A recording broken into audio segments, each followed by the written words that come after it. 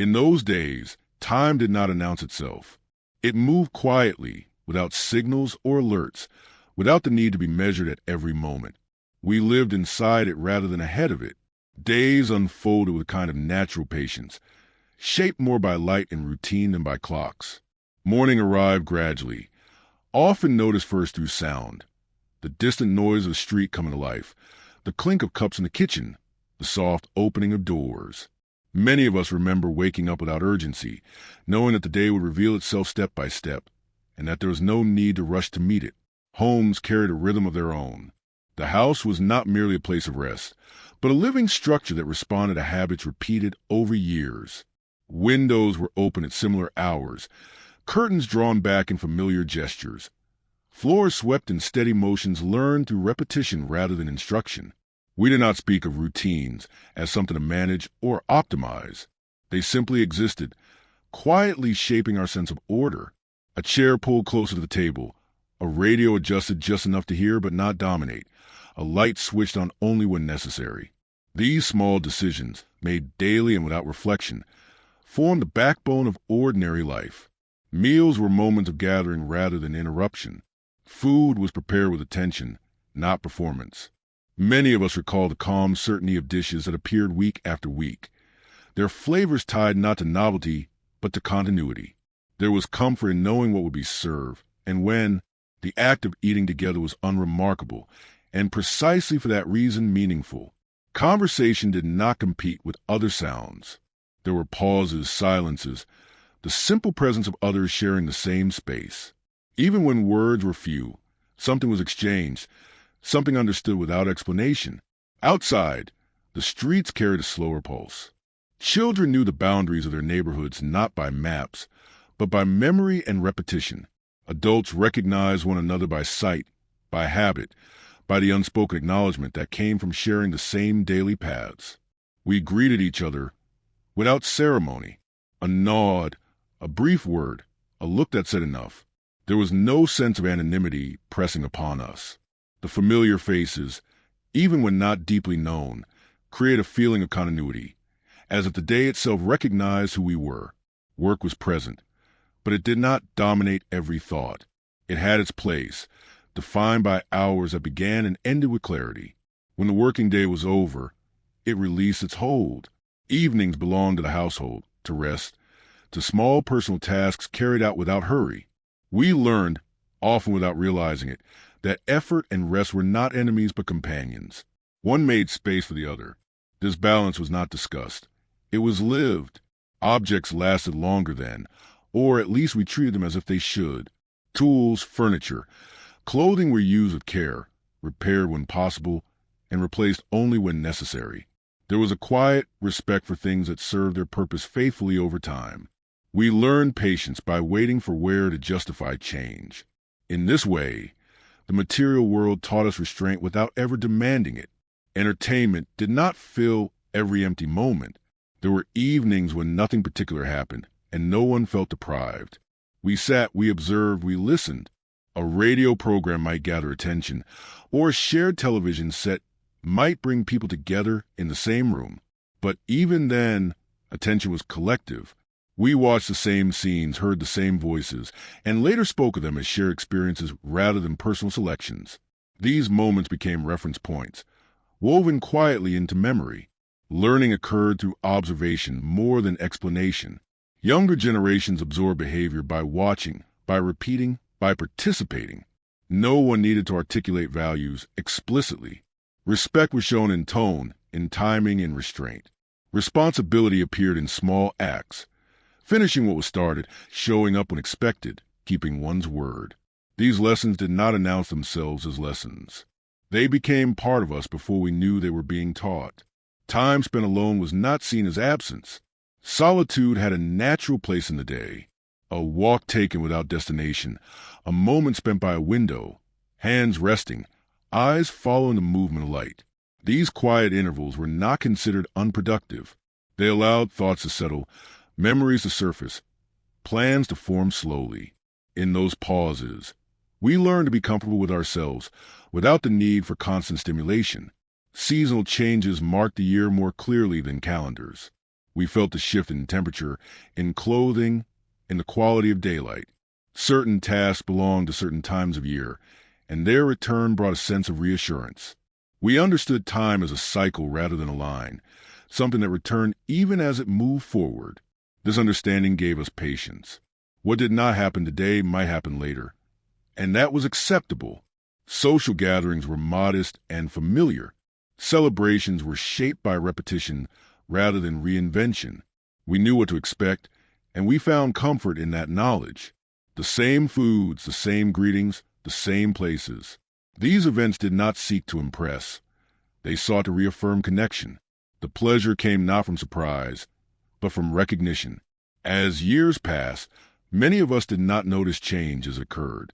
It arrived quietly, blending into familiar. Only later, looking back, did we realize that what once seemed ordinary had become precious. The absence of urgency, the shared pace, the gentle order of days, these were not preserved intentionally.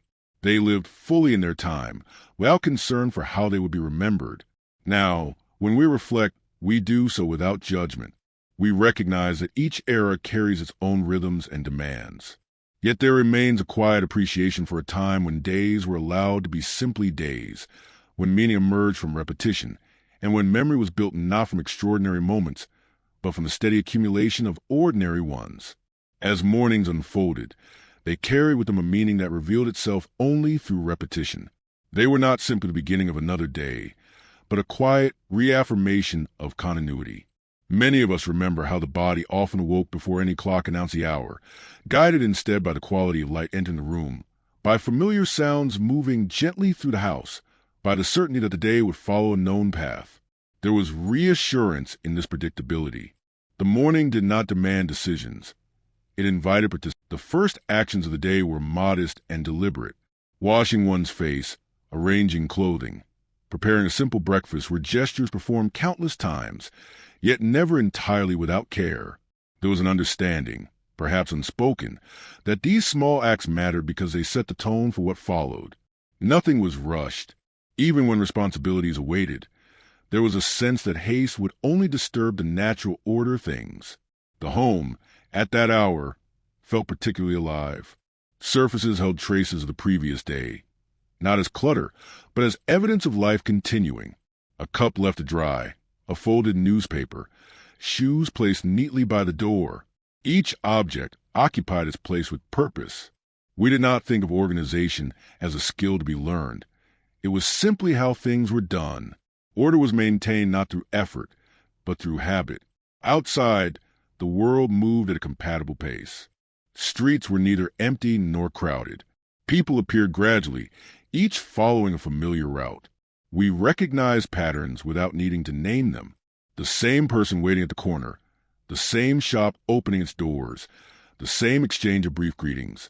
These repeated encounters created a sense of belonging that did not rely on intimacy. To be seen regularly was enough. There was time in those mornings for observation. We noticed the weather not as information, but as experience. The way the air felt on the skin, the sound of rain on pavement, the softness of fog lifting slowly. These details matter because they influence the day ahead, shaping choices about clothing, pace, and mood. We adapted instinctively, without consulting forecasts or seeking confirmation. Work, when it began, did so with clarity. There was a clear distinction between preparation and execution. Tools were gathered, spaces arranged, tasks approached methodically. Effort was respected, but it did not define identity entirely. Many of us understood that what we did was important, yet it did not consume every aspect of who we were. This separation allowed for dignity, without pressure. Learning continued quietly through proximity and repetition. Younger generations absorbed expectations by observing how adults moved through the day. They learned when to speak and when to listen, how to wait, how to finish what had been started. Instruction was minimal. Example carried more weight than explanation. Over time, these observations formed an internal compass, guiding behavior long after the original context was forgotten. Midday arrived without announcement. Hunger, light, and routine signaled the pause. Meals taken during the day were practical, nourishing, and unadorned. They were moments to restore energy rather than occasions for display. Even then, there was an understanding that stopping to eat was not a weakness or an indulgence, but a necessary part of sustaining the rhythm of work and rest. Afternoons held a particular quality, often slower, more reflective. Energy shifted, and tasks were adjusted accordingly. Some work required patience rather than strength. Others invited focus without urgency. We learned to recognize these shifts and respond to them. The day was not treated as a uniform block of time, but as a sequence of changing states, each deserving its own approach. Social interactions during these hours were unforced. Conversations emerged naturally from shared activity rather than deliberate planning, a common exchange while passing, a brief discussion sparked by circumstance. There was no expectation that every interaction needed depth or outcome. Presence itself was sufficient. In this way, relationships were maintained steadily, without strain. As the light began to soften, the atmosphere changed again. Shadows lengthened, and sounds carried differently. The day's work gradually released its hold. There was satisfaction in completion, even when tasks remained unfinished. What mattered was the effort applied, not the absolute result. Tomorrow would provide another opportunity. Returning home in the late afternoon or early evening brought a sense of closure. The transition was marked not by technology or signals, but by feeling. The body recognized the shift, slowing naturally. The home welcomed this change, offering familiarity and calm. We moved through these spaces with ease, knowing where everything belonged. Evenings were shaped by simplicity. Activities were chosen not for stimulation, but for comfort. Reading, listening, quiet conversation, or simply sitting together without speaking. These moments were not considered empty. They were understood as necessary spaces for reflection and recovery. Silence, when it appeared, was not filled hurriedly. It was allowed to exist. The passage of time during these hours felt different. Minutes were not counted. The evening did not rush toward its end. We experienced it as a gradual descent, leading naturally toward rest.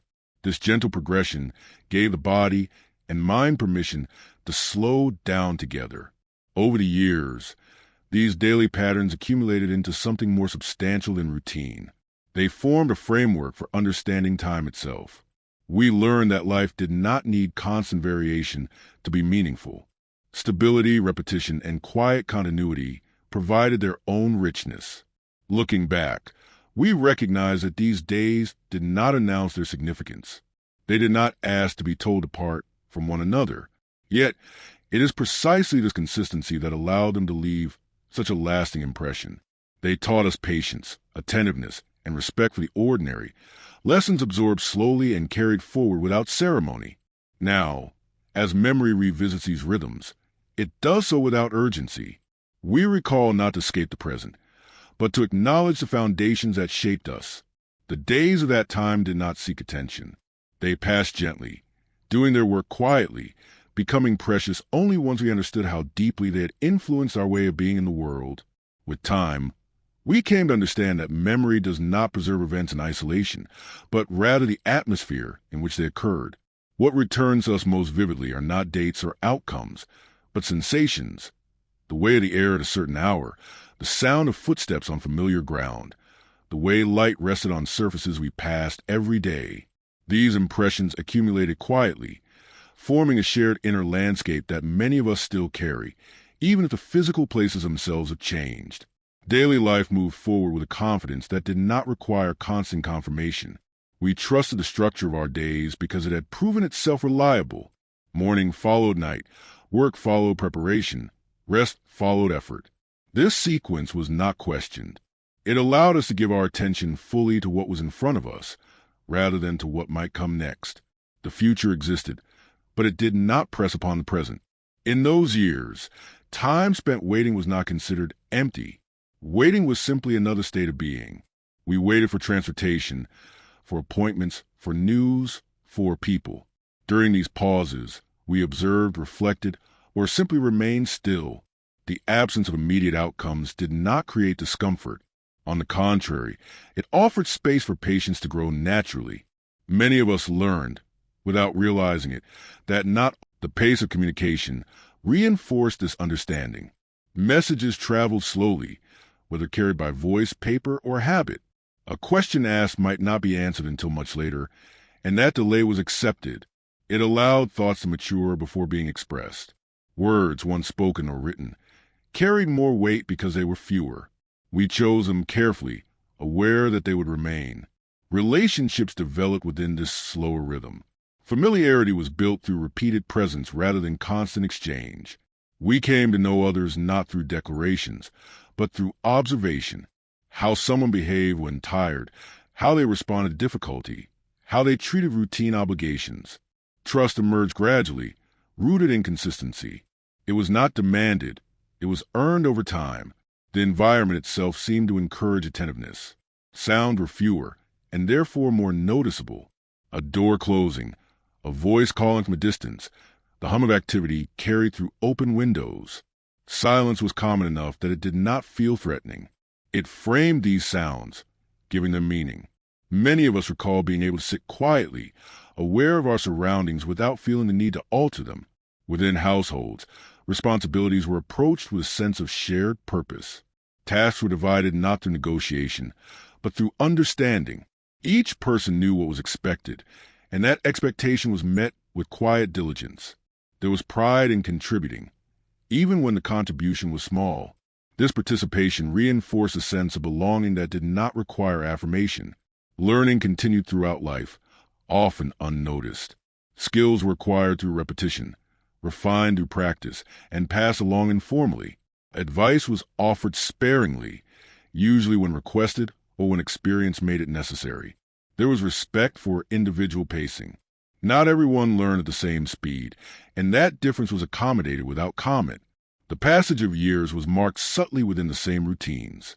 Children grew taller, movements became more confident, voices changed. Adults adjusted their pace, redistributed effort, adapted to new limitations without complaint. Aging was not hidden, nor was it dramatized. It was accepted as part of the shared experience of time. Public spaces reflected this acceptance. Benches, streets, shops welcomed all ages. There was no sense that one needed to justify one's presence. Time was not reserved for the young or the fast. It belonged equally to everyone. This inclusivity fostered respect across generations, allowing observation and learning to move in both directions. Even celebrations maintained a measured tone. Joy was expressed through gathering rather than display. Familiar rituals were repeated, reinforcing continuity rather than novelty. We did not seek to reinvent these moments. Their value lay in recognition, in the reassurance that some things remained unchanged even as years passed. Workdays ended with a sense of completion that did not depend on achievement alone. Effort itself was considered meaningful. We learned to distinguish between what could be finished and what could only be continued. This understanding prevented frustration. It allowed us to rest without guilt, trusting that tomorrow would bring its own tasks. Evenings, in particular, offered space for reflection that was not deliberate. Thoughts surfaced naturally as activity slowed. We revisited conversations, reconsidered decisions, remembered moments that had passed quietly during the day. These reflections were not analytical. They were simply acknowledgments, allowing experience to settle into memory.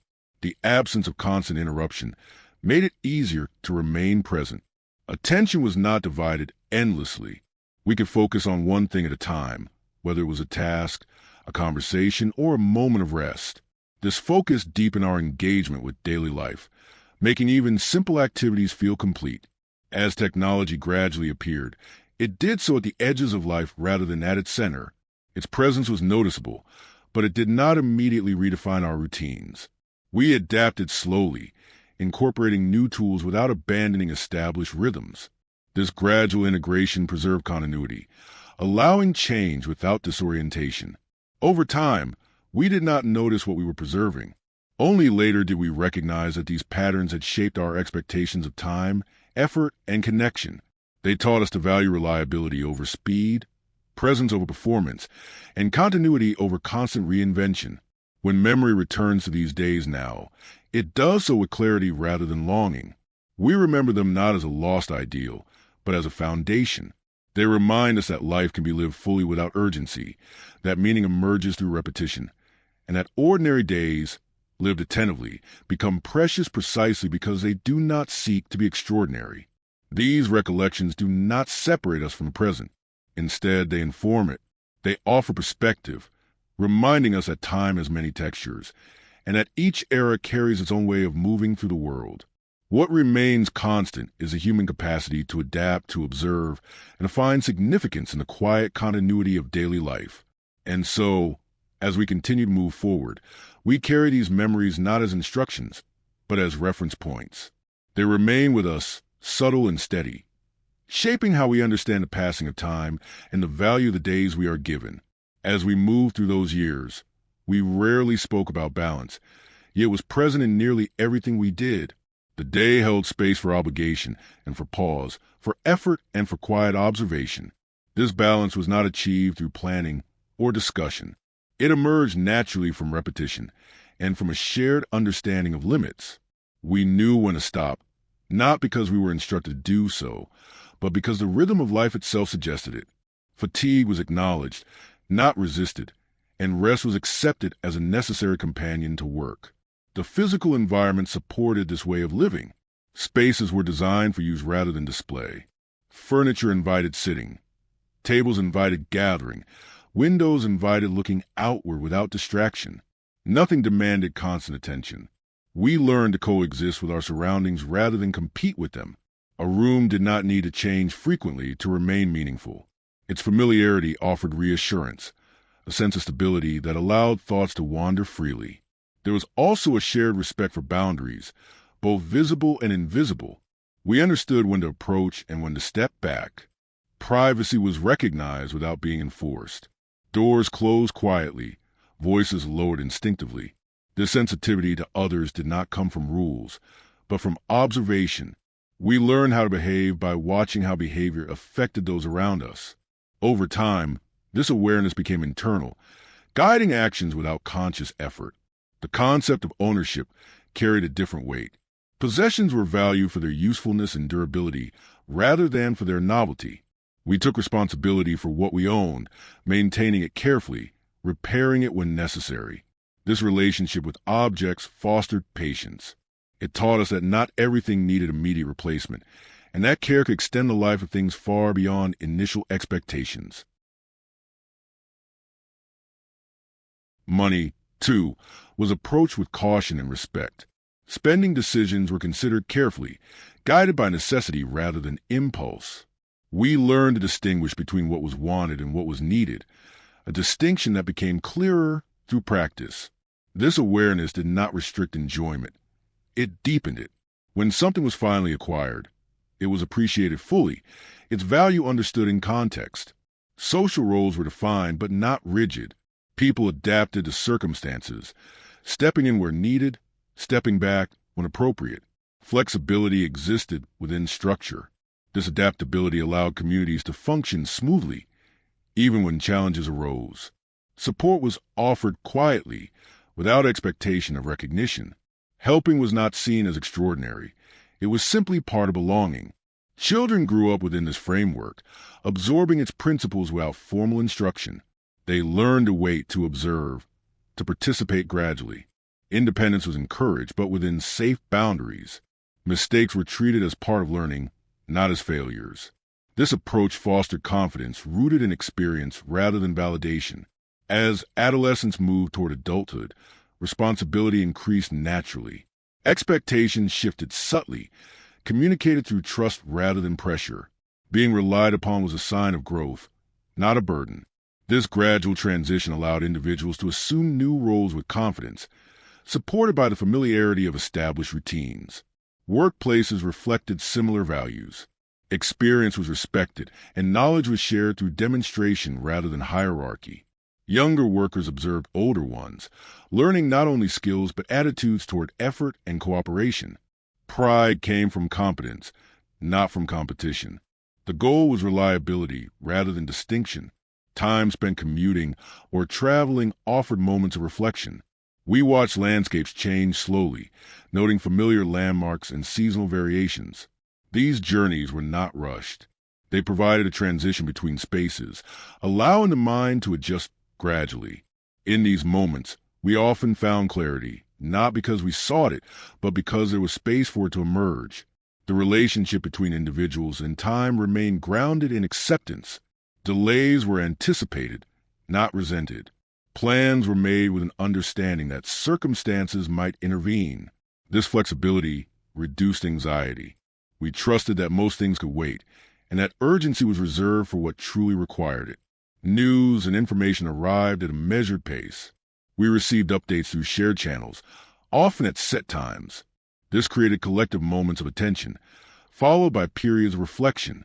We had time to consider what we heard, to discuss it with others, to place it within a broader context. Information did not overwhelm, it informed. Even moments of uncertainty were approached calmly. Change, when it occurred, was absorbed gradually. We adapted by adjusting routines rather than abandoning them entirely. This continuity provided stability during transitions, allowing us to move forward without losing our sense of grounding. The passage of years revealed the quiet strength of this approach. We developed resilience not through constant challenge, but through steady engagement with everyday life. Difficulties were met with patience, supported by the knowledge that time itself was an ally. Problems unfolded at a pace that allowed understanding and response. As memory revisits these periods, it often highlights their ordinariness. Yet it is precisely this quality that lends them significance. The absence of spectacle allowed deeper attention. The lack of urgency created space for meaning to develop slowly, naturally. We remember the way conversations unfolded without interruption, how silence was allowed to exist between words. These pauses were not empty. They carried understanding, respect, and reflection. We learned to listen fully, not preparing responses in advance, but remaining present with what was being said. The sense of continuity extended across generations. Traditions were not preserved deliberately. They persisted because they remained useful and meaningful. Customs evolved subtly, adapting to new circumstances without losing their essence. This evolution felt organic, guided by experience rather than intention. As we look back now, we recognize that these days taught us how to live within time rather than against it. They showed us that progress does not require haste, and that fulfillment can arise from consistency. The lessons were not delivered in moments of revelation. They accumulated quietly, shaping our expectations and values over years. In remembering, we do not separate ourselves from the present. Instead, we carry these experiences forward, allowing them to inform how we navigate a changing world. They remain a reference point, reminding us that life can be rich without being rushed, and that ordinary days, lived attentively, leave the deepest impressions. And so the memory continues, not as a longing for what was, but as an acknowledgement of what shaped us. These days, once lived without self-awareness, have become markers of shared understanding of time, community, and continuity, an understanding that remains with us, steady and enduring, as the years continue past. As the decades move forward, we began to notice that what had once felt effortless was, in fact, sustained by countless small agreements silently honored by everyone. These agreements were never written down, yet they guided behavior with remarkable consistency. We knew how to enter a room, how to take our place within a group, how to contribute without overwhelming others. Courtesy was not performed, it was assumed. This shared understanding reduced friction and allowed daily life to proceed with a calm assurance that rarely drew attention to itself. Time itself seemed more spacious then, not because there was more of it, but because it was experienced differently. Moments were not constantly divided or interrupted. When we engaged in an activity, we remained with it until it reached a natural conclusion. This continuity gave even simple tasks a sense of completeness. Finishing something, however modest, brought quiet satisfaction. We did not measure progress obsessively. We trusted that steady effort would carry us where we needed to go. The relationship between generations unfolded within this same rhythm. Older members of the community were present in everyday life, not separated or idealized. Their presence offered perspective rather than instruction. We observed how they moved more slowly, how they chose words carefully, how they approached problems with patience shaped by experience. These observations left an impression deeper than advice ever could. Respect emerged naturally, rooted in familiarity and shared time. Stories were passed along gradually, often in fragments. They surfaced during conversations, while working side by side, or during quiet moments of rest. These stories were not rehearsed narratives. They were recollections offered when relevant, shaped by circumstance rather than intention. Through them, we learned about the past not as history, but as lived experience. They connected us to events we had not witnessed, grounding us in a sense of continuity that extended beyond our own year. The environment encouraged moderation. Without constant stimulation, we became more attuned to subtle changes. A slight shift in mood, a difference in tone, an unspoken hesitation. We learned to respond to these cues instinctively, adjusting our behavior accordingly. This sensitivity fostered empathy, allowing us to navigate relationships with care. We understood that not everything needed to be said explicitly, and that listening often meant noticing what was left unsaid. Work continued to occupy a central place, yet it rarely defined the entirety of a person's identity. We recognized one another not solely by profession, but by presence. A person was known by reliability, by character, by how they interacted with others. Occupations could change, but these qualities endured. This perspective allowed for dignity across roles, reducing comparison and competition. Leisure moments, though limited, carried a sense of authenticity. We chose activities that engaged us fully, even if they appeared simple. Crafting, reading, tending to small projects required attention and patience. These pursuits were not optimized for efficiency. They unfolded at their own pace, offering immersion rather than distraction. In these moments, time seemed to soften, allowing us to experience a deeper form of rest. Community bonds were reinforced through shared responsibility. When challenges arose, responses were collective rather than individual. Support was offered quietly, without spectacle. Assistance was given as a matter of course, not as a gesture requiring acknowledgement. This mutual reliance strengthened trust, reminding us that we were part of something larger than ourselves. The flow of information remained measured. News arrived at specific times, often through shared channels. We absorbed it together, then returned to our routines. There was space to reflect, to discuss, to place events within a broader context. This distance prevented overwhelm. We understood that while events mattered, they did not require immediate reaction. Perspective was preserved through patience. Changes in technology and infrastructure appeared gradually. New tools were introduced, tested, and incorporated cautiously. Adoption was deliberate rather than enthusiastic. We learned how to use these tools without allowing them to dictate our habits entirely. This restraint preserved established rhythms while accommodating progress. Change felt manageable because it respected continuity. The concept of success carried a quieter meaning. Achievement was recognized, but it did not demand constant display. Satisfaction came from competence and contribution rather than from comparison. We valued steadiness over acceleration, reliability over visibility. This approach reduced anxiety, allowing individuals to focus on doing their work well rather than on being seen doing it. As years accumulated, memory began to select what it would carry forward.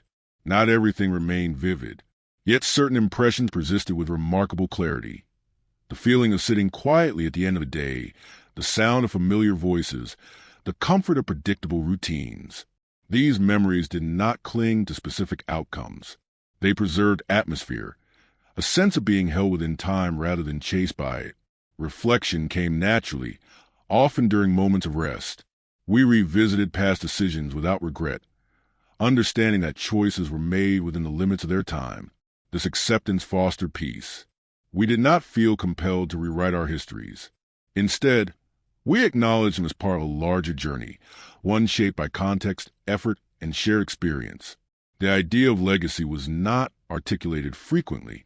It existed quietly, embedded in habits passed along, values demonstrated through action, and expectations modeled rather than explained. What we left behind was not a record of achievements, but a way of approaching life. This inheritance was subtle yet enduring, influencing those who came after us in ways that often went unnoticed. As we observe the present from this perspective, we do so without judgment. We recognize that each era develops its own methods, its own pace. Yet the memory of those earlier days offers a reference point. It reminds us that life can unfold meaningfully without constant acceleration, that connection can deepen without constant communication, and that time, when respected, reveals its richness gradually.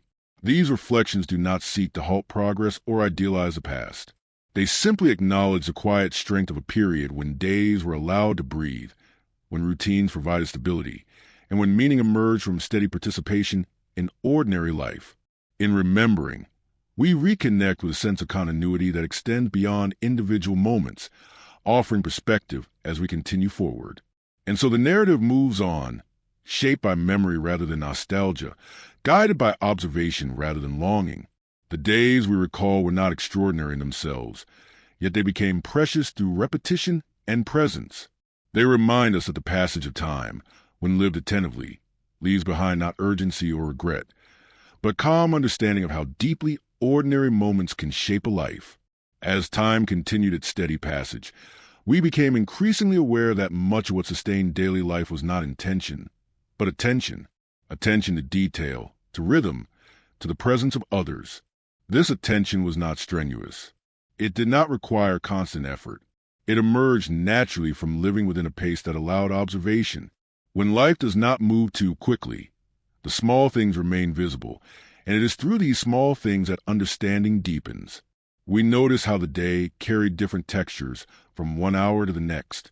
Morning demanded alertness, midday required endurance, and evening invited reflection. These shifts were accepted rather than resisted. We adjusted ourselves accordingly, learning when to act and when to pause. This adaptability was not framed as a skill, yet became one. It taught us to listen not only to others, but to ourselves.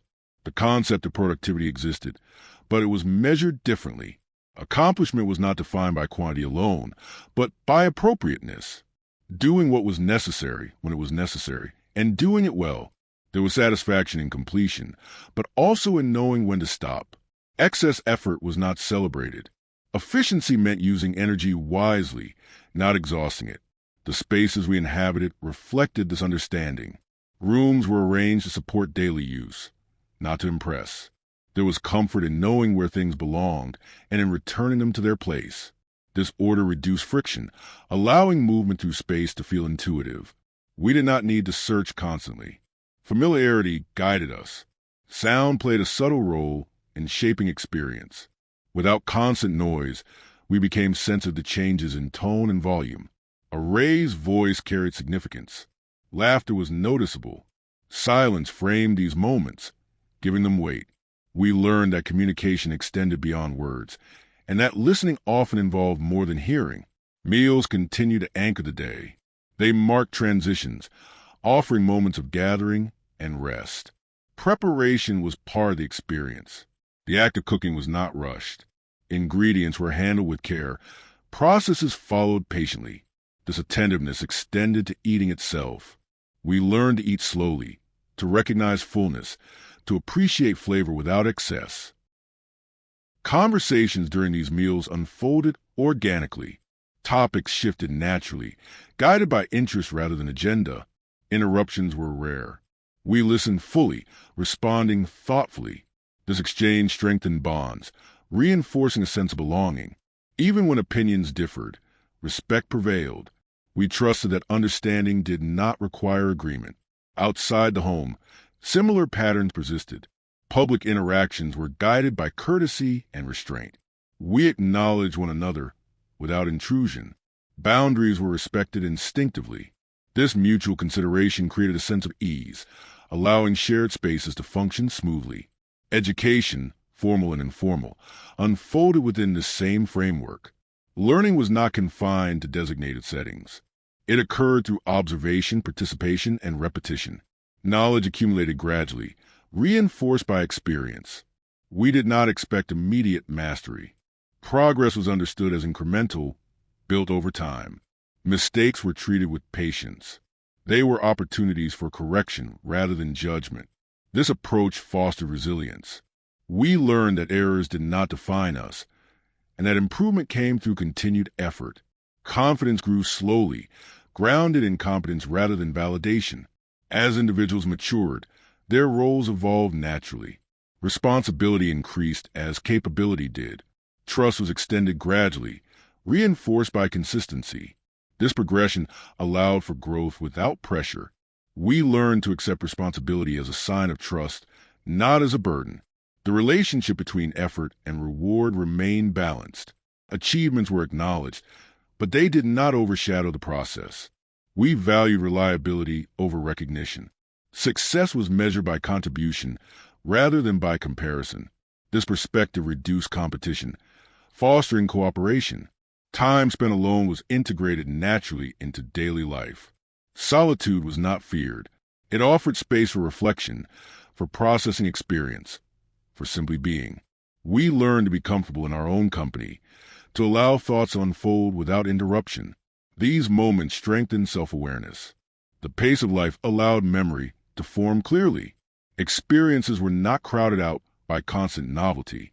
They had space to settle. As a result, recollections retained detail and emotional resonance. We remember not only what happened, but how it felt to be there. Change, when it came, was absorbed gradually. We adapted by adjusting routines rather than abandoning them. This continuity provided stability, allowing us to navigate transitions without losing our sense of grounding. We trusted that adaptation did not require disruption. Technology, as it advanced, was incorporated selectively. New tools were evaluated for their usefulness rather than their novelty. We learned to adopt what served us while preserving established rhythms. This discernment allowed progress without disorientation. The passing of years revealed the cumulative effect of these patterns. They shaped our expectations, our responses, our understanding of time. We learned that life's richness does not depend on constant stimulation. It emerges from sustained engagement with ordinary moments. As memory revisits these days, it does so with clarity. We recognize that what once seemed unremarkable has gained significance through distance. The steady rhythm, the shared pace, the quiet agreements that guided behavior, these elements form the foundational way of living that valued presence over urgency. We do not recall these times to escape the present, but to understand it better. They offer perspective, reminding us that different rhythms produce different forms of meaning. They show us that continuity can be a source of strength, and that patience allows depth to develop. These reflections carry no judgment. They acknowledge difference without comparison. Each era finds its own balance, yet the memory of those earlier days remains instructive, not as a model to be replicated, but as a reminder of what is possible when life is allowed to unfold at a human pace. The days we remember were not extraordinary. They did not seek attention. They passed quietly, doing their work beneath notice. And yet, in their quiet persistence, they shaped us profoundly. They taught us how to inhabit time, how to relate to others, and how to find meaning in continuity. As the narrative continues, it carries forward this understanding. Memory becomes less about preservation and more about recognition. We recognize the value of what was lived, the lessons absorbed without instruction, the habits formed through repetition. These remain with us, steady and enduring, as time continues its gentle movement forward. As the years accumulated, another quality of those days became increasingly clear to us: the way time allowed for gradual understanding. Not everything needed to be comprehended immediately. Meaning often arrived later, sometimes much later, shaped by experience and reflection. We lived first, and only afterward did we begin to understand what we had lived. This sequence felt natural. Life did not demand constant interpretation. It allowed moments to exist on their own terms, confident that clarity would follow in due course. We learned to recognize the value of repetition, not as monotony, but as reinforcement. Doing the same things in similar ways over long periods of time created a deep familiarity with our surroundings and with ourselves. Through repetition, gestures became precise, movements economical, decisions intuitive. We did not need to deliberate endlessly. Experience guided us quietly, reducing uncertainty and building confidence. Daily schedules were rarely rigid, yet they were remarkably consistent. We knew roughly when things would happen, without needing exact times. This flexibility within structure reduced stress. If something took longer than expected, it adjusted naturally. There was room for delay without consequence. We trusted the day to absorb minor disruptions and still arrive where it needed to go. The idea of efficiency existed, but it was never separated from consideration. Speed was not valued for its own sake. Tasks were done thoroughly, with attention to quality. We learned that doing something carefully the first time often saved effort later. This approach fostered patience and respect for process. It also reduced the need for constant correction. We became skilled at noticing when effort was required and when it was not. Not every situation demanded intervention. Sometimes the best response was to wait, to observe, to allow things to unfold. This restraint was learned through experience, often by seeing the consequences of acting too quickly. Over time, we developed an instinct for timing, an ability to sense when to step forward and when to remain. Social expectations were guided by moderation. We were aware of our presence and its impact on others. Voices were adjusted to space, gestures measured, attention shared. We learned that consideration was not restrictive, but liberating. It allowed everyone to feel at ease, knowing that boundaries would be respected without being enforced. Hospitality was expressed through simplicity. Welcoming others did not require elaborate preparation. A clean space, a shared meal, a moment of conversation were sufficient. The emphasis was on presence rather than presentation. Guests were received as they were, and hosts offered what they had without apology. This mutual acceptance created comfort on both sides. The passage of the day was often marked by natural cues rather than formal signals. Light changed, shadows shifted, sound softened. We responded to these cues instinctively, adjusting activity and energy accordingly. This attunement to the environment strengthened our sense of connection to the world around us. We felt part of a larger rhythm rather than separate from it. Learning from mistakes was an accepted part of life. Errors were acknowledged calmly, corrected where possible, and then released. There was little interest in assigning blame. The focus remained on improvement rather than judgment. This approach encouraged honesty. We were not afraid to admit when something had gone wrong, knowing that understanding would follow. Over time, we developed resilience not through constant challenge, but through steady exposure to ordinary difficulties. Life presented small obstacles regularly, and we learned to navigate them without drama. This accumulation of experience built quiet strength. When larger challenges arose, we were better prepared, having practiced patience and adaptability in everyday situations. Relationships matured within this environment of steadiness. Bonds were strengthened through shared time rather than intense moments. We learned to appreciate the comfort of familiarity, the reassurance of predictable presence. Conflict, when it occurred, was contextualized within a larger history of connection. This perspective made resolution possible, even when agreement was not immediate. The role of tradition became more apparent as years passed. Traditions were not maintained for their own sake, but because they continued to serve a purpose. When they no longer did, they changed gradually. This adaptability prevented stagnation. Customs evolved without losing their essence, reflecting the needs of the present while honoring the past. We also learned to accept limits. Physical energy, time, resources were finite, and this finitude was acknowledged without resentment. We adjusted expectations accordingly. This acceptance fostered contentment. Rather than striving endlessly for more, we learned to work within what was available, finding satisfaction in sufficiency. The absence of constant comparison contributed to this sense of contentment. We were aware of differences among people, but these differences were not ranked continuously. Success and failure were understood as relative, shaped by circumstance and effort. This perspective reduced envy and competition, allowing cooperation to flourish. As memory revisits these patterns now, it becomes clear how deeply they influenced our understanding of fulfillment. We learned that a good life did not require constant excitement or visible achievement. It required engagement, responsibility, and the ability to find meaning in continuity. These lessons were not taught explicitly. They were absorbed through daily participation. The gradual pace of change allowed us to adapt without losing orientation.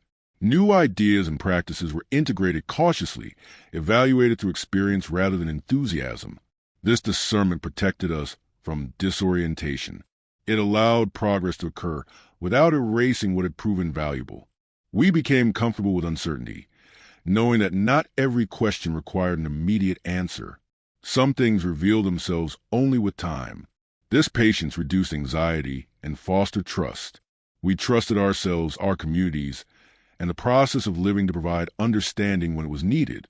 As we reflect, we recognize that these days shaped not only how we lived, but how we remember. Memory itself seems influenced by the pace at which life was lived. Events are recalled with clarity, connected to sensory detail and emotional context. The absence of constant interruption allowed experiences to settle deeply, leaving lasting impressions. These recollections do not carry regret. They are not weighed down by what was missed. Instead, they offer a sense of completeness. Life, as it was lived then, felt whole. Each day contributed something, even when it appeared unremarkable. Together, they formed a coherent narrative, one that continues to inform how we understand ourselves. As the story moves forward, it does so with this awareness. Memory becomes a companion rather than a refuge. It accompanies us, offering perspective without demanding return. The days we recall remain part of us, shaping our responses and expectations even as circumstances change. In this way, the passage of time reveals its generosity.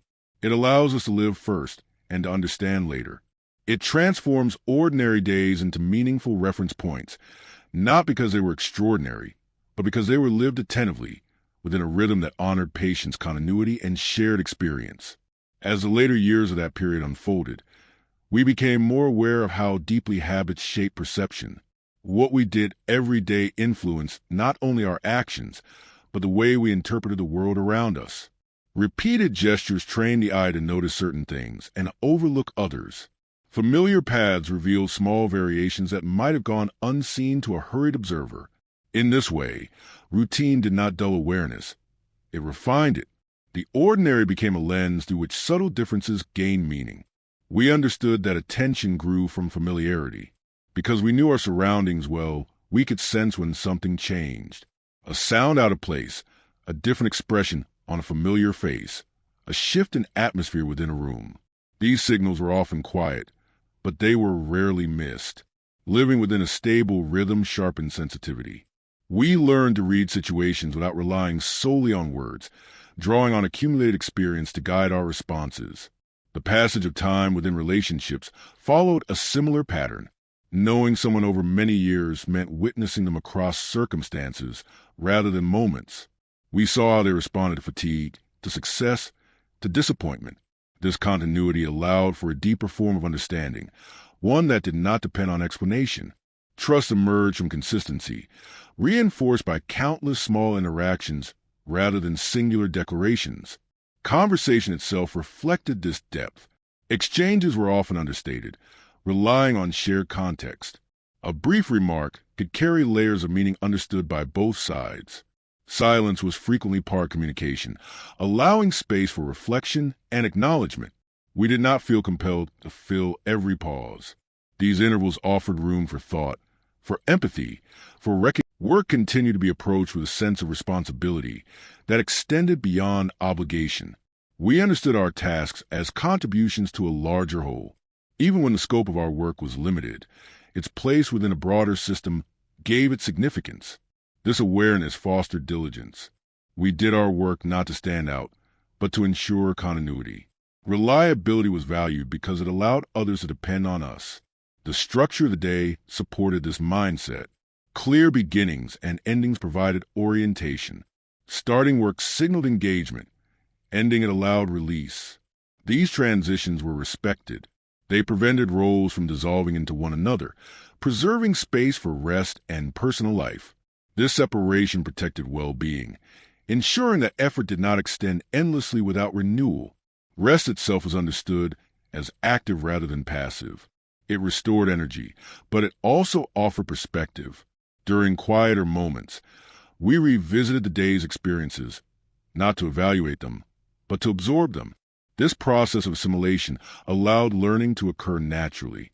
Lessons emerged without being forced, shaped by reflection rather than instruction. The environment encouraged this reflective stance. Without constant stimulation, the mind found its own rhythm. Thoughts surfaced and reseated, forming connections over time. Creativity appeared quietly, often during moments of rest rather than effort. We learned that insight did not require pressure. It arrived when conditions allowed it. The flow of days and weeks created a sense of belonging that extended beyond individual experience. We felt part of a shared temporal landscape, moving alongside others through similar routines. This collective rhythm fostered solidarity. Even when paths diverged, the shared framework remained recognizable. We understood one another through common reference points, reducing the need for explanation. Celebrations and commemorations marked time without disrupting its flow. They provided moments of emphasis, highlighting continuity rather than change.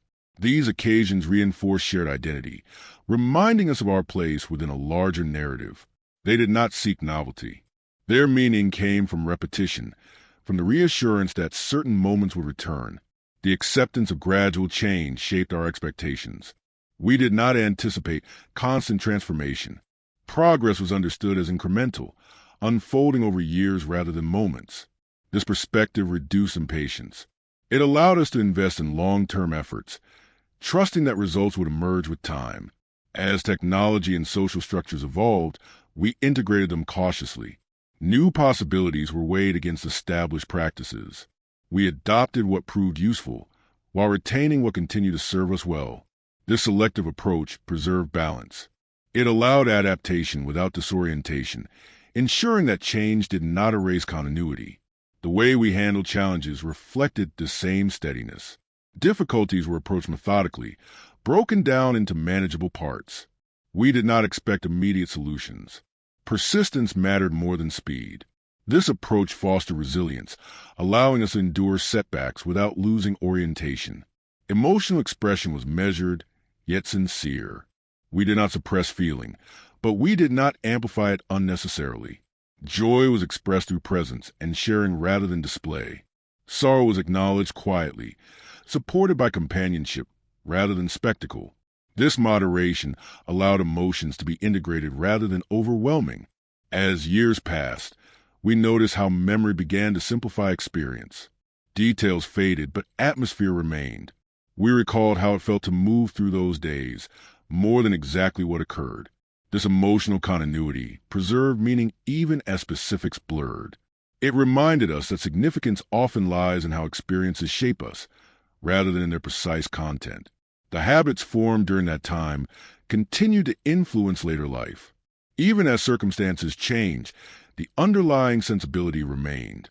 We approached new environments with the same attentiveness, the same patience. We carried forward an understanding of time as something to inhabit rather than control. The sense of proportion we developed proved enduring. We learned to distinguish between what mattered deeply and what could be released. This to some it reduced unnecessary concern. It allowed us to respond to change with calm curiosity rather than fear. Perspective became a natural response, shaped by years of steady experience. In remembering these days, we recognize how they prepared us for later stages of life. They taught us to value continuity, to respect limits, to find satisfaction in contribution rather than accumulation. These lessons were not dramatic. They were absorbed quietly through repetition and example. The narrative of those years does not present itself as a sequence of highlights. It unfolds as a continuous texture, woven from countless ordinary moments. Each one contributed something, even when it seemed insignificant at the time. Together, they formed a stable foundation, supporting growth and adaptation across decades. As we continue to reflect, we see that this way of living fosters a sense of alignment between inner and outer life. Actions matched values without deliberate effort. Behavior reflected understanding rather than aspiration. This alignment created coherence, reducing internal conflict and fostering peace. The memory of that coherence remains influential. It reminds us that a meaningful life does not require constant intensity. It requires attentiveness, patience, and the willingness to engage fully with what is present. The days we remember offer these conditions naturally, allowing us to grow within them. And so the story advances, guided by recollection rather than longing. The past does not call us back. It accompanies us. It informs our understanding of time, of relationship, of effort. It reminds us that ordinary days, lived with care and continuity, shape us more deeply than we often realize, leaving behind a quiet strength that endures as the years continue to unfold. As life continued along its steady course, we came to appreciate how deeply the ordinary shaped our sense of security. Stability was not something we sought consciously. It emerged from knowing what to expect and from trusting that the day would unfold in familiar ways. This predictability did not limit us. On the contrary, it provided a framework within which freedom could exist. Because so much was known, attention could rest on what truly required it. The mind was not constantly occupied with adjustment, and this allowed a quieter form of awareness to develop. We learned to recognize that continuity offered comfort not through sameness alone, but through reliability. Even when circumstances changed, there was confidence that certain patterns would remain. Morning would follow night, effort would be followed by rest, and difficulties would eventually give way to resolution. This understanding reduced fear. It allowed us to approach uncertainty with patience rather than urgency, trusting that time itself was capable. The way we experienced place reinforced this sense of grounding. Locations were not interchangeable. Each carried its own character, shaped by use and memory. Streets, rooms, and communal spaces accumulated meaning through repeated presence. We felt attached to them not because they were remarkable, but because they were familiar. Over time, they became extensions of ourselves, holding traces of our routines and interactions. Movement through these spaces was unhurried. We walked rather than rushed, allowing the environment to register. This pace encouraged observation. We noticed details that might otherwise have escaped attention. Changes in light, subtle shifts in sound, the gradual aging of surfaces. These observations anchored us in the present, reinforcing a sense of belonging that did not rely on novelty.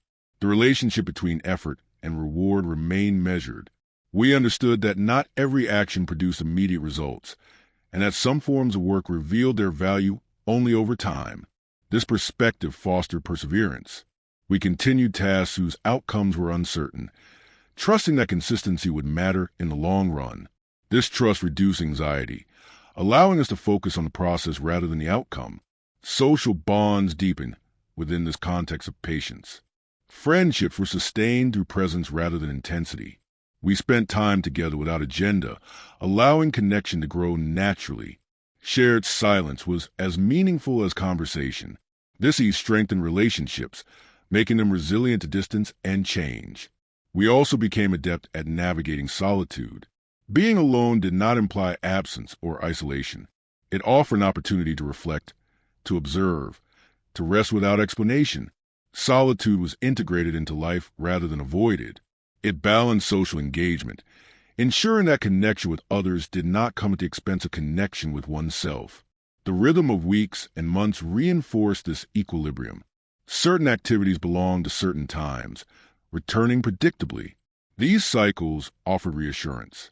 They reminded us that life moved forward without needing constant intervention. Change occurred gradually, embedded within repetition. This understanding fostered patience and reduced the impulse to control every outcome. Learning continued quietly through these cycles. Skills were refined through practice. Understanding deepened through experience. We did not expect immediate mastery. Progress was incremental, marked by subtle improvements rather than dramatic shifts. This approach reduced frustration, allowing learning to remain a lifelong process rather than a finite goal. The way we handled responsibility reflected this same steadiness. Duties were accepted as part of belonging rather than as burdens. We understood that contributing to the functioning of daily life gave structure and meaning. Responsibility connected us to others, reinforcing mutual reliance. It was not something to be avoided, but something to be integrated. Communication remained grounded in presence. We spoke when there was something to say and listened when there was not. Words were not used to fill space, but to convey meaning. This restraint gave language weight. Conversations unfolded without hurry, allowing understanding to emerge naturally. As years passed, we noticed how these habits shaped our emotional responses. We were less reactive, more reflective. Situations were considered within a broader context, informed by experience. This perspective reduced extremes, fostering emotional balance. We learned that most challenges were temporary, and that patience often revealed solutions. The gradual pace of life allowed memory to form with clarity. Experiences were not crowded out by constant novelty. They settled, becoming part of a coherent narrative. We remember not isolated moments, but patterns, atmospheres, and feelings. This continuity gave memory depth, preserving meaning beyond detail. The concept of progress remained grounded in realism. Improvement was welcomed, but not pursued at any cost. We evaluated change carefully, considering its impact on existing rhythms. This discernment protected what was valuable while allowing adaptation. Progress was integrated rather than imposed. We learned to accept that not everything needed improvement. Some things were already sufficient. This acceptance fostered contentment. Rather than striving endlessly, we learned to recognize when effort had achieved its purpose. This sense of sufficiency reduced dissatisfaction, allowing appreciation to grow. As we reflect now, we see how these patterns shaped our resilience. We developed strength not through constant challenge, but through steady engagement with life as it was. We learned to endure, to adapt, to find meaning in continuity. These qualities emerged quietly, reinforced by daily experience. The memory of these days carries no urgency. It does not demand return or replication. It simply offers perspective. It reminds us that life can be lived fully without constant acceleration, that stability can coexist with growth, and that ordinary moments, repeated over time, form a foundation of a meaningful life. This understanding continues to inform how we move through the present. Even as circumstances change, the underlying sensibility remains. We approach new situations with patience, new challenges with perspective. We trust time to reveal what is necessary, knowing that not everything requires immediate resolution. The story of those years unfolds not as a sequence of events, but as a sustained rhythm. It is remembered not for its highlights, but for its coherence. Each day contributed something, even when it appeared unremarkable. Together, they formed a life that felt grounded, complete, and quietly purposeful. As the narrative advances, it carries this coherence forward. Memory becomes a guide rather than a destination. It offers reassurance without constraint, reminding us that the value of time lies not in how quickly it moves, but in how fully it is inhabited. And so the days continue, shaped by the same principles of attention, patience, and continuity. What we lived and remains with us now, not as nostalgia, but as understanding. It affirms that a life built from ordinary days, lived with care, leaves behind not urgency or regret, but a steady sense of belonging within time itself. As the years extended further, we gradually perceived how deeply the notion of sufficiency had shaped our expectations. We did not speak often of being satisfied, yet satisfaction was present in the way we approached daily life. Enough was enough. A task completed to a good standard did not require embellishment. A meal that nourished and brought people together did not need variety to be meaningful. This quiet acceptance of sufficiency eased a constant striving that might otherwise have filled our days, allowing attention to settle on what was already present. We understood that life unfolded through accumulation rather than acceleration. Progress was rarely dramatic. It appeared in small adjustments, subtle improvements, and growing familiarity. We learned to trust this process. Effort applied consistently, even modestly, was believed to matter more than intensity applied briefly. This belief encouraged perseverance. We stayed with tasks longer, relationships deeper, commitment steadier, confident that time would amplify what was given to it. The way we marked time reflected this trust. Anniversaries, seasons, and familiar dates returned each year, not as interruptions, but as gentle reminders of continuity.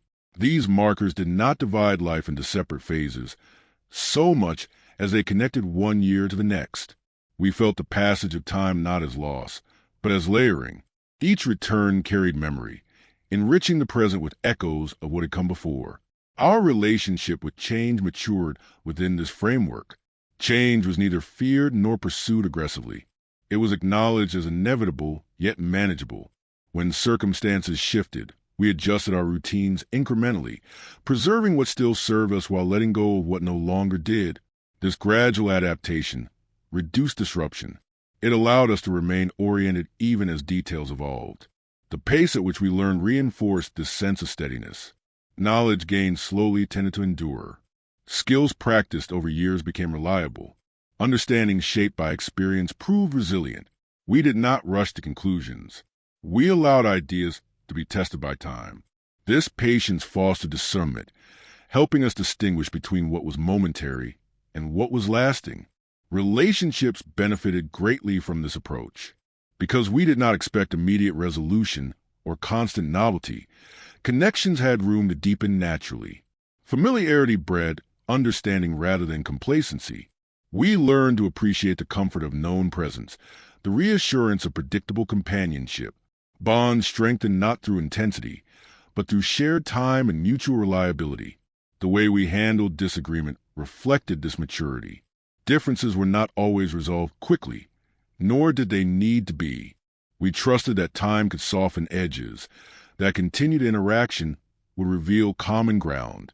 This patience reduced conflict.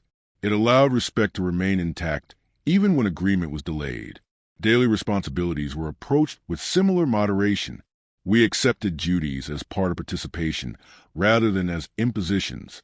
Responsibility connected us to others, reinforcing a sense of belonging. Carrying one's share of effort was understood as contributing to collective stability. This shared responsibility strengthened community, creating trust through consistent action. The environment we inhabited supported this ethos. Spaces aged alongside us, bearing marks of use without losing their purpose. Where it was not hidden, it was accepted as evidence of life lived. This acceptance extended to ourselves. We did not expect to remain unchanged. We recognized aging as part of continuity, not as decline. Experience added depth, perspective, and patience. Moments of pause were integrated naturally into daily life. We did not need to justify rest. It was understood as necessary. These pauses allowed us to absorb experience, to reflect without pressure. In stillness, memory formed more clearly. Thoughts organized themselves without effort. We learned that insight often emerged when we stopped trying to force it. The absence of constant urgency allowed for emotional balance. We experienced joy without exaggeration and sorrow without spectacle. Emotions were acknowledged, shared, and then allowed to settle. This integration prevented extremes. It fostered resilience, enabling us to move through difficulty without losing orientation. As we grew older, the influence of these patterns became more apparent. They shaped how we responded to uncertainty, how we assessed priorities, how we valued time. We became less reactive, more reflective. Experience taught us that most situations benefited from patience. Immediate reaction was rarely necessary. Perspective, gained through waiting, often revealed better responses. Memory itself seemed shaped by this rhythm. We remembered not just events, but atmospheres. The feeling of a day, the tone of a season, the quiet consistency of routines. These recollections carried coherence. They connected past and present, offering continuity rather than fragmentation. Memory became less about retrieval and more about recognition. We did not idealize the past as we remembered it. We understood that each period carried its own challenges. Yet we also recognized the value of a pace that allowed understanding to mature. We appreciated how time, when given space, clarified what mattered and diminished what did not. The concept of achievement softened over time. Success was no longer measured solely by milestones, but by alignment. A life felt successful when actions matched values, when efforts proportionate, when relationships were sustained. This alignment provided peace. It reduced the need for external validation, allowing fulfillment to arise from coherence rather than comparison. As circumstances continued to evolve, we carried these sensibilities forward. They influenced how we approached new technologies, new environments, new expectations. We evaluated novelty carefully, integrating what served us while preserving established rhythms. This discernment protected continuity without resisting change. The days of that era remained present not because they were exceptional, but because they formed a reliable foundation. They taught us to inhabit time patiently, to value sufficiency, to trust gradual progress. These lessons were not dramatic. They unfolded quietly, embedded in routine. As we reflect now, we see how these ordinary days prepared us for complexity. They equipped us with patience, resilience, and perspective. They showed us that meaning emerges not from constant intensity, but from sustained engagement. They remind us that a life lived attentively, even at modest pace, can feel rich and complete. The narrative continues, shaped by these understandings. Memory accompanies us, offering context rather than escape. It reminds us that time, when respected, reveals its generosity. Ordinary days, lived with care and continuity, accumulate into something enduring, a steady sense of belonging within a long passage of years. As time continued to move forward, we began to recognize how deeply the absence of excess had influenced our sense of clarity. Without constant demands on our attention, the mind retained space to observe, to remember, and to reflect. Thoughts were not crowded by urgency. They arrived, lingered, and departed naturally.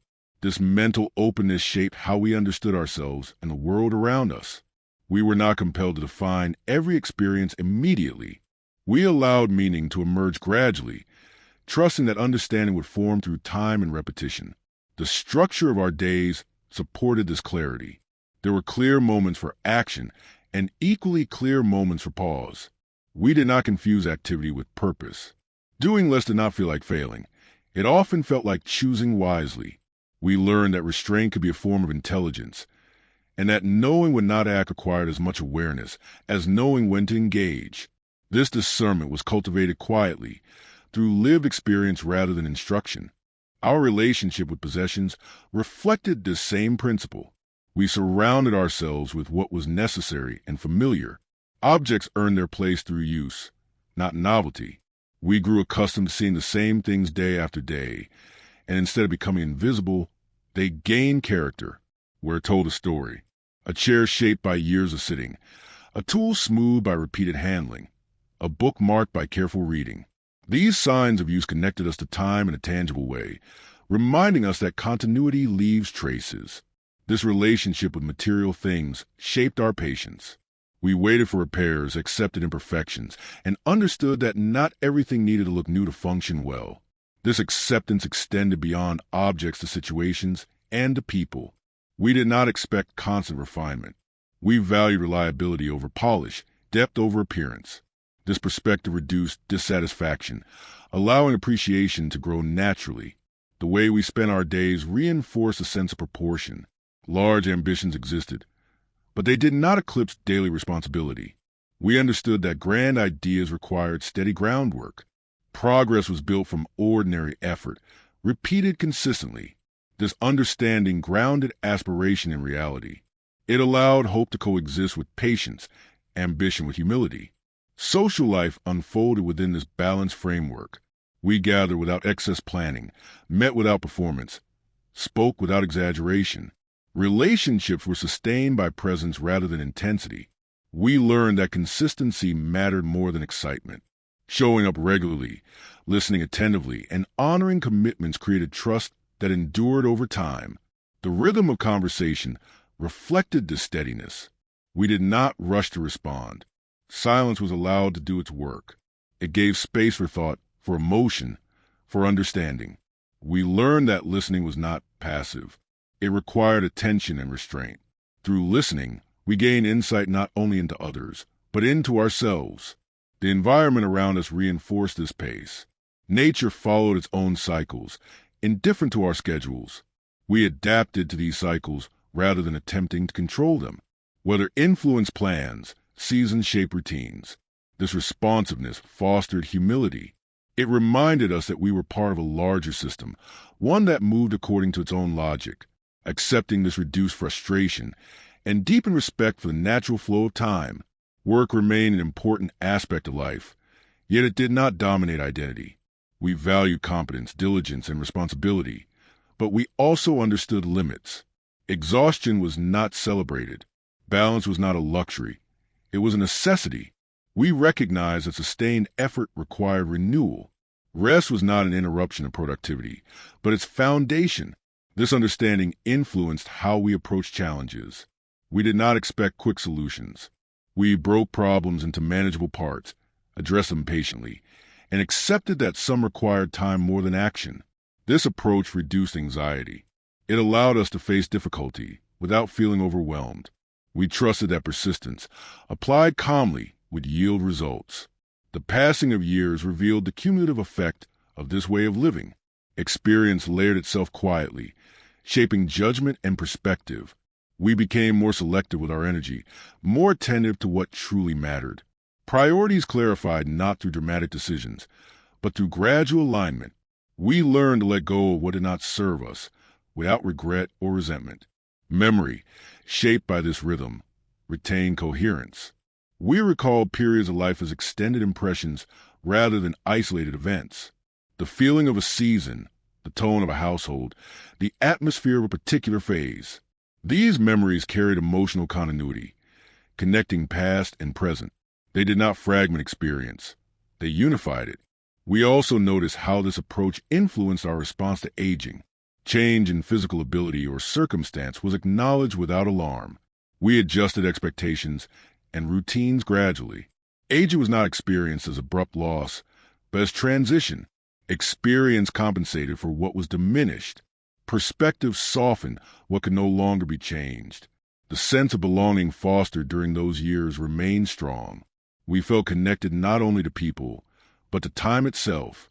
We understood ourselves as part of an ongoing sequence, shaped by those who came before and influencing those who followed. This awareness provided meaning beyond individual achievement.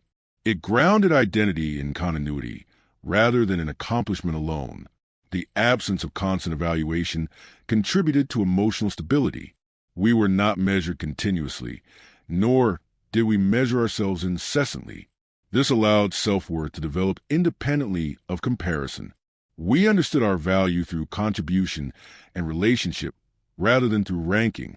This understanding reduced anxiety and fostered quiet confidence.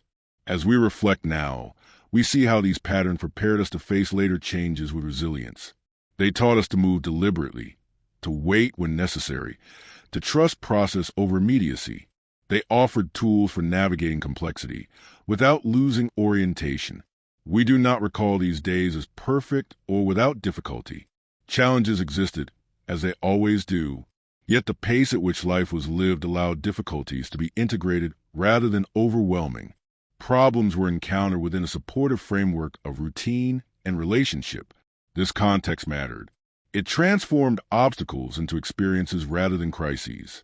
The legacy of that time is not preserved in specific achievements, but in habits of perception. We learned to notice, to wait, to engage fully with what was present. These habits remain influential. They continue to shape how we interpret the world, even as circumstances change. As the narrative continues, it carries forward this quiet understanding. Memory becomes a source of orientation rather than escape. It reminds us that time, when lived attentively, does not rush us toward meaning. It allows meaning to form naturally through continuity, patience, and shared experience. The days we remember were not marked by constant intensity. They unfolded steadily, offering space for growth and reflection. In their ordinariness, they provided conditions for depth. And it is this depth, cultivated quietly over years, that continues to support us as time moves forward, steady and unhurried, carrying the imprint of lives lived with care. As the passage of time carried us further along, we gradually became aware that memory itself had learned to move more slowly. It no longer rushed to preserve every detail. Instead, it selected what mattered most, holding on to impressions that conveyed meaning rather than precision. We remembered how life felt more than how it unfolded step by step. This shift did not diminish the past. It refined it. What remained was not a record, but an essence, shaped by years of quiet accumulation. We noticed that the calm pace of earlier days had given us a particular way of interpreting experience. We tended to see events within a wider frame, aware that few moments stood entirely on their own. Everything seemed connected by continuity. Difficulties were understood as part of a longer process, joys as moments within an ongoing flow. This perspective softened extremes. It allowed us to respond with moderation, even when circumstances stirred strong feeling. The sense of time we carried was not linear or urgent. It felt layered. Past experiences rested beneath the present, informing reactions without demanding attention. We drew on them instinctively. Decisions were rarely made in isolation. They reflected accumulated understanding, shaped by repetition and reflection. This internal reference gave us confidence, reducing the need for constant reassurance. The way we related to others reflected this depth. We were less inclined to judge quickly, more willing to observe. Experience had taught us that first impressions rarely told the full story.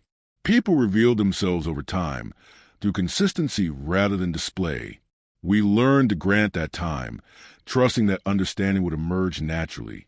Conversations, especially in later years, often returned to shared recollections. These were not rehearsed narratives, but fragments recalled casually, triggered by context. A sound, a phrase, a familiar gesture could bring an entire period to mind. These memories were shared without urgency, as part of ongoing dialogue. They reinforced connection, reminding us of common ground shaped by years of parallel experience. We also became more aware of how silence had played a role in shaping understanding. Silence allowed space for thought, for emotion, for recognition. It was never empty. It carried presence. In earlier days, silence had been common enough that we learned to trust it. Later, this trust remained. We were comfortable allowing moments to unfold without filling them unnecessarily. This restraint gave interactions depth. The environment we had inhabited left its imprint as well. Even when physical surroundings changed, the sensibility they fostered endured. We carried with us an appreciation for simplicity, for spaces that allowed movement without distraction. We sought environments that offered familiarity or calm, not because we resisted change, but because we recognized how such qualities supported reflection and balance. Work, when remembered from this distance, appeared less as a series of tasks and more as a sustained contribution. Individual achievements mattered less than continuity. We recalled effort applied steadily, relationships built over time, responsibilities met consistently. This understanding reshaped how we defined accomplishment. It was not measured solely by results, but by reliability and care. We noticed, too, how our tolerance for uncertainty had increased. Earlier patterns of living had taught us that not everything required immediate resolution. Time itself could be an active participant in problem solving. Some questions clarified only after waiting. This patience became a resource, reducing anxiety and allowing trust to develop where control was limited. The rhythm of earlier days had also influenced how we experienced loss. Loss was recognized as part of continuity, not as an interruption that erased what came before. What had been lived remained present through memory, habit, and influence. This perspective did not eliminate sorrow, but it placed it within a broader narrative, allowing grief and gratitude to coexist. As we aged, we became more attentive to the present moment, precisely because we understood how quickly it would pass. This attentiveness was not anxious. It was appreciative. We noticed small pleasures, brief exchanges, ordinary comforts. Experience had taught us their value. We did not need to amplify them. Their simplicity was enough. The lessons absorbed during earlier years continued to guide behavior. We approached new situations with caution tempered by openness. We listened more than we spoke, observed more than we reacted. This posture was not passive. It reflected confidence gained through experience. We trusted ourselves to respond appropriately when the moment required it. We also recognized how these patterns had shaped our expectations of others. We valued reliability, patience, and sincerity. We were less impressed by speed or display. This preference influenced our relationships, drawing us toward those who shared a similar sensibility. Connection formed through recognition rather than attraction. The idea of legacy emerged more clearly at this stage, not as something to be constructed deliberately, but as something already unfolding. We understood that what we passed on was not a set of instructions, but an example. Habits, attitudes, and ways of relating were absorbed by those around us, just as we had absorbed them earlier. This continuity gave meaning to daily conduct, even when it seemed inconsequential. We noticed that the calm rhythm of earlier life had prepared us for later transitions. Retirement, change of role, shifts in physical capacity were met with adjustment rather than resistance. We were accustomed to adapting gradually. We adjusted routines, redistributed energy, found new balances. Experience had taught us that identity was not fixed to a single function. It evolved with circumstance. Memory itself became more selective. We did not recall everything, nor did we try to. What remained were impressions that carried emotional truth. These memories did not weigh us down. They accompanied us, offering context and perspective. They reminded us of resilience already proven, of challenges already met, of joys already experienced. The pace at which life had once been lived allowed us to feel at ease with reflection. We did not fear looking back, because the past did not feel fragmented or unresolved. It felt continuous. Each phase flowed into the next, shaped by the same underlying rhythm. This coherence offered peace. As we observed the present world, we did so with curiosity rather than alarm. We recognized differences, acknowledged change, and accepted that each era developed its own responses. Yet we carried with us a sense of proportion shaped by earlier experience. We understood that speed did not equal progress, and that attention mattered more than intensity. We found ourselves returning often to simple activities that echoed earlier routines. Walking, sitting quietly, observing surroundings. These acts grounded us. They reconnected us to a way of inhabiting time that felt familiar and sustaining. In these moments, memory and present experience overlapped, reinforcing continuity rather than separation. The absence of urgency in earlier years had taught us how to wait without anxiety. This skill proved valuable later in life. Waiting became an opportunity rather than an obstacle. It allowed anticipation, reflection, and adjustment. We trusted that clarity would arrive, even if it took time. We also recognized how deeply the earlier pace had influenced our sense of gratitude. Gratitude did not arise from comparison, but from recognition. We recognized what had been given, what had been lived, what had been shared. This recognition did not depend on perfection. It acknowledged sufficiency. As the narrative of life continued, shaped by years of steady living, we understood that the true inheritance of those days lay not in their details, but in their effect.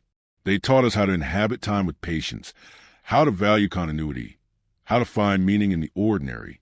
These lessons remained active, guiding perception and behavior even as circumstances changed. The days we remembered did not call us backward. They accompanied us forward. They offered reassurance that life could be lived fully without haste, that understanding could mature over time, and that memory itself could be a quiet source of strength. In this way, the past remained present, not as nostalgia, but as a steady influence shaping how we continue to move through the world, attentive, patient, and aware of the quiet richness carried within the long passage of years. As the years drew nearer to the present, we became increasingly aware that what had shaped us most was not any single lesson, but the sustained exposure to a way of living that respected time.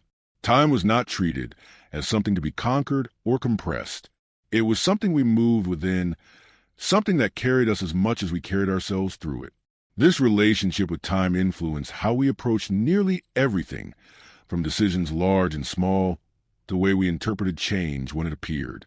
We understood, often without articulating it, that patience was not the absence of action, but a form of wisdom. Waiting did not imply passivity. It implied trust in process and sequence, in the idea that not all outcomes could or should be immediate. This trust reduced anxiety. It allowed us to act when action was necessary and to refrain when restraint was the better choice. Over time, this discernment became intuitive, guiding behavior without conscious effort. The continuity of daily life had given us a stable internal compass. Even as external circumstances evolved, this inner orientation remained reliable. We knew how to structure a day, how to balance effort and rest, how to recognize when something required attention, and when it could be left to resolve itself. This knowledge did not depend on external validation. It was grounded in lived experience, reinforced by years of repetition. We noticed how this steadiness influenced our sense of identity. We were not defined solely by roles or achievements. Identity emerged from consistency, how we treated others, how we responded to difficulty, how we honored commitments. These qualities endured even as specific circumstances changed. When one phase of life gave way to another, the underlying sensibility remained intact. The gradual transitions we experienced prepared us for moments of letting go. Endings were rarely abrupt. They arrived slowly, allowing adjustment. A role diminished, a routine shifted, a responsibility was passed along. These changes were acknowledged without drama. We trusted that something else would take its place, even if it was not immediately clear what that would be. This trust softened loss, placing it within a broader context of continuity. Our relationship with memory deepened during this stage. Memory was no longer something we revisited frequently or deliberately. It surfaced naturally, often uninvited, woven into present experience. A sound, a smell, a familiar gesture could evoke an entire period. These moments did not interrupt the present. They enriched it, layering experience rather than dividing it. We became more aware of how the pace of earlier life had shaped our capacity for attention. We could remain with thought longer, follow it to its conclusion, or allow it to dissolve without urgency. This attentiveness supported reflection. It allowed us to make sense of experience without forcing interpretation. Meaning emerged gradually, shaped by perspective rather than immediacy. The value of conversation changed subtly over time. We spoke less, perhaps, but listened more deeply. We recognized that not every experience needed commentary. Presence itself carried meaning. Sharing space, even in silence, reinforced connection. This understanding strengthened relationships, allowing them to persist without constant affirmation. The sense of community we had known earlier remained influential, even when its form changed. We continued to value mutual consideration, reliability, and shared responsibility. We understood that communities were sustained not by constant interaction, but by trust built over time. This trust allowed distance without disconnection, difference without division. We also recognized how deeply earlier routines had influenced our physical relationship with the world. We were accustomed to moving deliberately, to noticing surroundings, to adapting pace to context. This awareness remained. We found ourselves uncomfortable with constant acceleration, drawn instead to environments that allowed movement without pressure. This preference was not resistance to change, but an acknowledgement of what supported balance. The understanding of sufficiency that had developed earlier proved especially valuable. We did not feel compelled to accumulate endlessly. We distinguished between what enhanced life and what merely added complexity. This discernment simplified decision-making. It allowed satisfaction to arise from adequacy rather than abundance.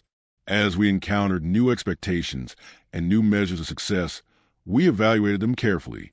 We did not reject novelty outright, nor did we accept it uncritically. We asked whether it aligned with our values, whether it respected time, whether it contributed continuity, or merely demanded attention.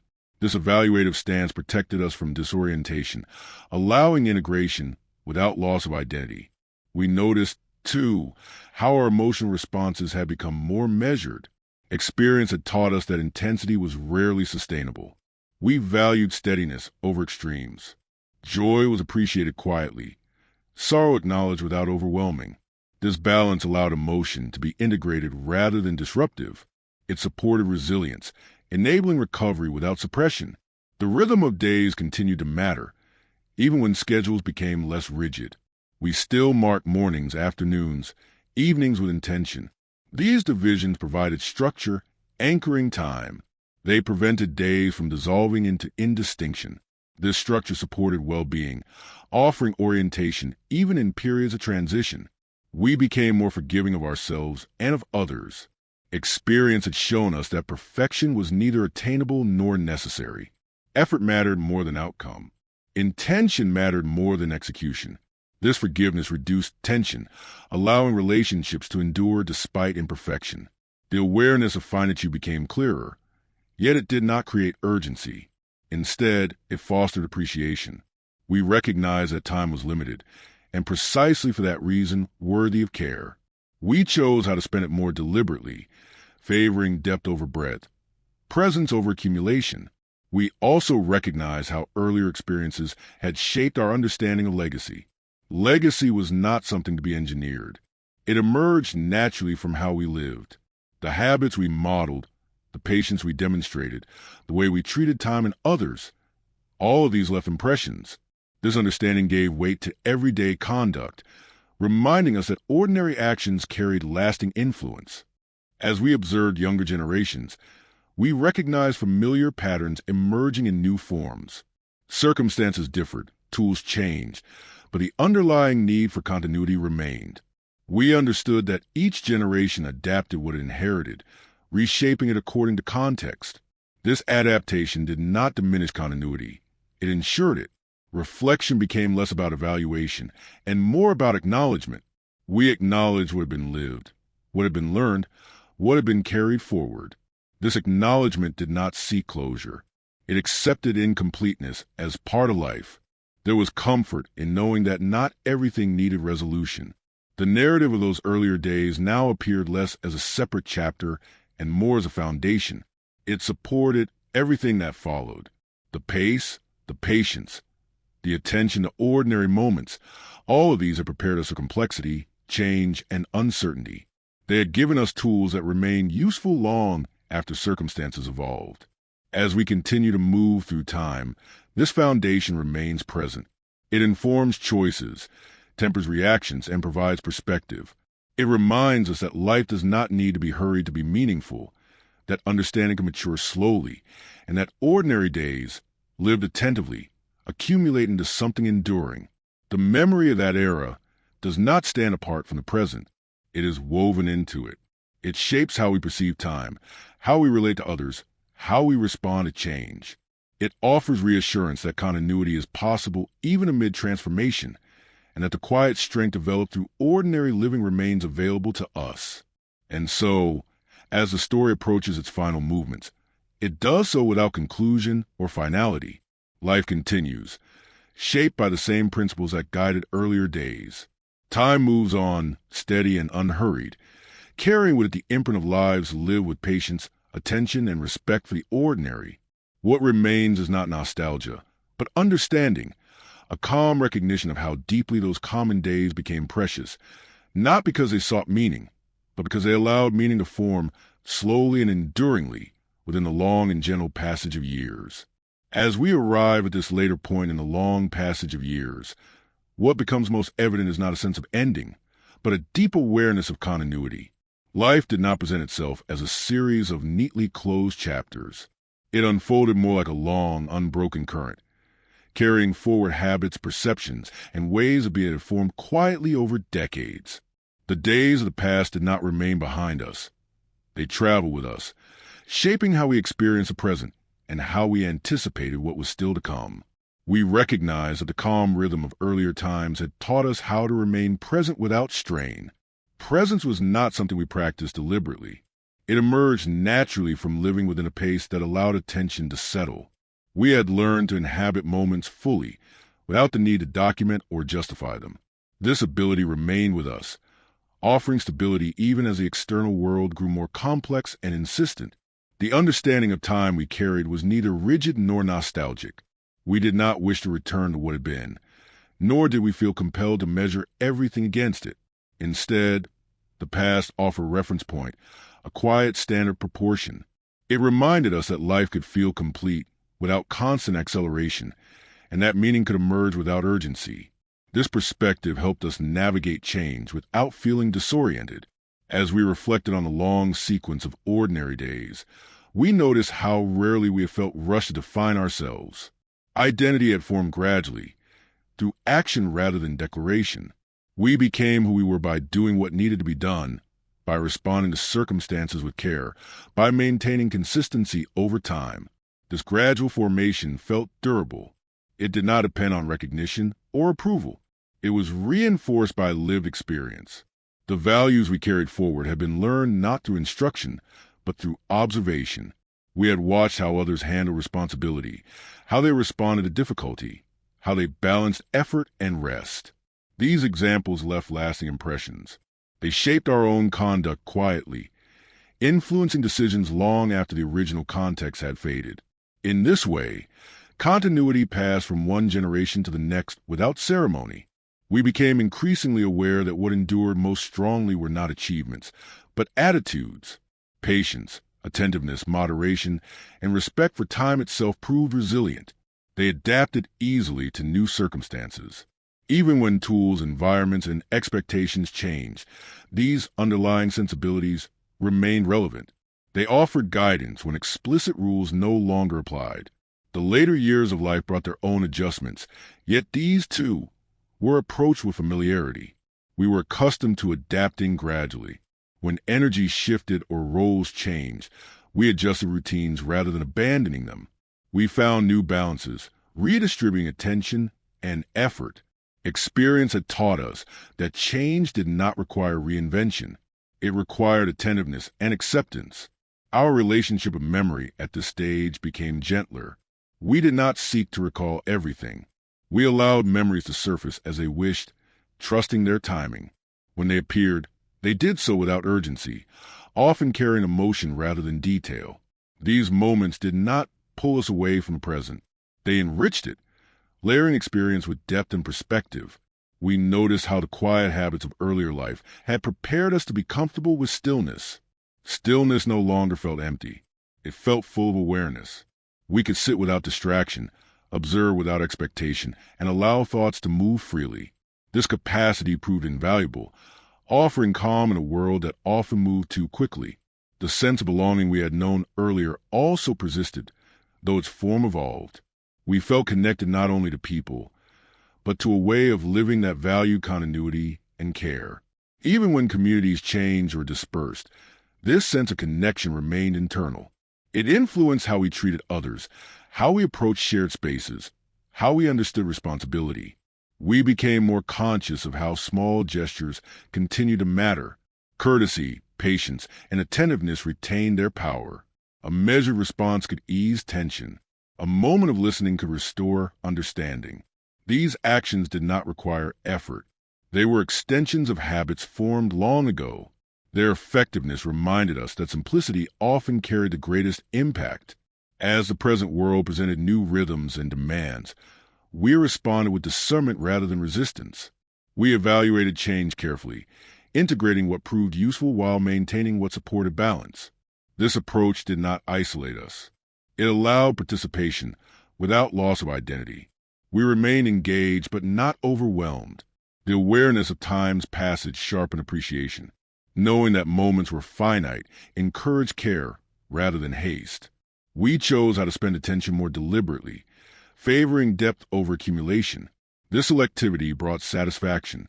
It reduced distraction and allowed engagement with what truly mattered. We also recognized that understanding often arrived later than experience. Events that once seemed insignificant revealed their meaning only with distance. This delayed clarity did not diminish their value. It enhanced it. We learned that not all insight needed to be immediate. Some lessons required time to mature. The idea of legacy, when it surfaced, felt understated. We did not see it as something to be constructed deliberately. It was already present, embedded in habits, attitudes, and examples offered daily. We understood that what we passed on was not control, but influence, not instruction, but orientation. This realization gave weight to everyday conduct, reminding us that ordinary actions carried enduring consequences. As we observed those who followed us, we recognized familiar patterns taking new shapes. Each generation adapted what it inherited, responding to its own conditions. This adaptation did not erase continuity. It confirmed it. We saw that what mattered most could persist even as forms changed. Reflection at this stage became less analytical and more accepting. We accepted incompleteness as part of life. Not everything needed resolution. There was comfort in allowing certain questions to remain open. This acceptance reduced regret and fostered peace. The narrative of those earlier days, when viewed from this distance, did not stand apart as a separate story. It flowed seamlessly into the present. The same principles that guided daily life then continue to shape perception now. Attention, patience, moderation, and respect for time remain relevant. They offer stability amid change. We understood, finally, that what had made those common days precious was not their simplicity alone, but the way they allowed life to be lived attentively. They did not demand constant response. They offered space for understanding to grow. In that space, meaning formed quietly without pressure. As a long arc of memory settles into perspective, we do not reach for conclusions. Life continues, shaped by the same gentle forces that guided it before. Time moves forward, steady and unhurried, carrying with it the imprint of days lived with care. What remains is not nostalgia, but recognition. Recognition that ordinary moments, repeated over years, shape us profoundly. Recognition that continuity offers strength. Recognition that a life lived with attention, patience, and respect for time itself becomes rich without needing to declare it. And so the days continue as they always have, unfolding one after another. They ask only to be lived. In living them, as we once did, we allow memory to form naturally, and in that memory, we find not loss, but quiet assurance that time, when honored, gives back more than it takes, leaving behind a lasting sense of coherence, belonging and calm within an enduring flow of years. As the narrative reaches its final stretch, what remains most clearly with us is not a conclusion, but a sustained sense of wholeness. Life, as we experienced it, did not require a final summation to feel complete. Its meaning was distributed across countless ordinary days, each contributing quietly to a larger continuity. We did not live with the awareness that we were creating memories. We lived with attention, and memory followed naturally, forming its shape over time without effort or intention. We came to understand that time itself had been our most constant companion. It did not hurry us, nor did it abandon us. It allowed us to grow into understanding gradually, offering patience where haste would have failed. The pace at which those days unfolded gave us the gift of perspective. We were not pressed to define every experience as it happened. We trusted that clarity would arrive later, shaped by distance and reflection. This trust influenced how we face uncertainty. We had learned, through repetition, that many things resolve themselves not through force, but through endurance. Difficult periods passed. Confusion settled. Joy returned in familiar forms. This pattern did not eliminate hardship, but it placed it within a broader frame. We understood that life moved in cycles, and that balance often returned without being demanded. The habits formed during those earlier years continued to guide us long after circumstances changed. We approached new situations with restraint, attentive to context. We listened before acting, observed before judging. These habits were not deliberate strategies. They were reflexes shaped by years of living within a rhythm that rewarded patience and awareness. Our relationship with others reflected this maturity. We valued sincerity over performance, reliability over intensity. We understood that relationships were sustained by consistency rather than excitement. Showing up, listening, and honoring commitments mattered more than dramatic gestures. This understanding allowed bonds to endure across distance, change, and time. The environment in which we lived, though altered over the years, left a lasting imprint. We remained drawn to spaces that allowed quiet presence, that did not demand constant engagement. Familiarity continued to offer comfort. We understood that surroundings shaped perception, and we chose environments that supported calm and attentiveness. The passage of years refined our sense of what truly mattered. Many concerns that once seemed urgent lost their weight. In their place emerged a clearer hierarchy of values. Time spent meaningfully, relationships sustained with care, effort applied with intention. This refinement was not the result of a single realization, but of gradual alignment between experience and understanding. We also recognized how deeply earlier routines had prepared us to live with limitation. Limits were not experienced as failures, but as conditions of life. Energy changed, circumstances shifted, opportunities appeared and disappeared. We adjusted expectations accordingly. This adaptability reduced frustration. It allowed us to work within reality rather than against it. Memory at this stage became less about recollection and more about presence. We did not revisit the past constantly, nor did we feel the need to preserve it actively. It remained with us, informing reactions, shaping preferences, offering quiet reassurance. Memory became a background influence rather than a destination. We noticed how often simple acts carried disproportionate meaning. A shared meal, a quiet walk, a moment of listening. These acts required little preparation, yet they sustained connection. They reminded us that significance did not depend on scale. It depended on attention. This understanding remained central, even as life grew more complex. As we looked toward the future, we did so without anxiety. We did not expect it to replicate the past, nor did we fear its differences. We trusted that the principles that had guided us before would remain relevant. Attention, patience, moderation, and respect for time itself were adaptable. They could be applied in new contexts, offering continuity without rigidity. The idea of completion, when it surfaced, felt understated. Life did not conclude with resolution. It continued with acceptance. We accepted that not every story was finished, not every question answered. This acceptance did not diminish meaning. It deepened it. It allowed us to rest within uncertainty, confident that not everything needed closure to be valuable. We also became more conscious of how our way of living had influenced others. Influence, we realized, was rarely intentional. It emerged through example. The way we treated time, the way we responded to difficulty, the way we valued ordinary moments. These choices left impressions. They traveled outward quietly, shaping perceptions without announcement. This realization reinforced the importance of everyday conduct. Ordinary actions carried weight. They contributed to continuity. They shaped the atmosphere in which others lived and learned. Understanding this did not create pressure. It created care.